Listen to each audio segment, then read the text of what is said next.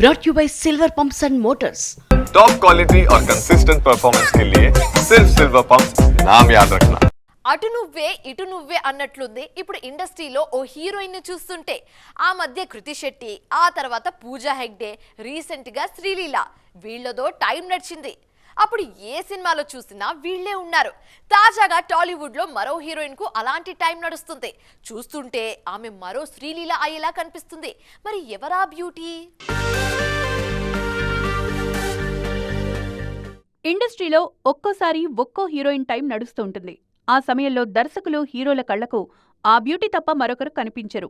హిట్లు, ఫ్లాపులతో పనిలేకుండా ప్రతి సినిమాలో వాళ్లకే ఛాన్స్ ఇస్తుంటారు. ఉప్పెన తర్వాత కృతి శెట్టికి, డీజే తర్వాత పూజా హెగ్డేకు, ధమాకా తర్వాత శ్రీలీలకు ఆఫర్స్ ఇచ్చినట్లు. వీళ్లంతా ఓ టైంలో చాలా బిజీగా ఉన్న స్టార్స్. 2022 వరకు పూజా హెగ్డే టైం నడిచింది.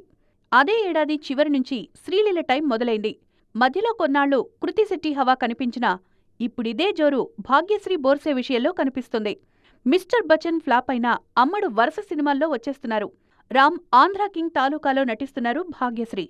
మిస్టర్ బచ్చన్ డిజాస్టర్ అయినా అందులో Bhagyashri Borse glamour blockbuster అయింది.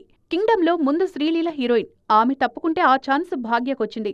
అలాగే అఖిల్ లెనిన్ విషయంలోనూ సీన్ రిపీట్ అయింది. దాంతోపాటు దుల్కర్ సల్మాన్ కాంతాలో నటిస్తున్నారు భాగ్యశ్రీ బోర్సే.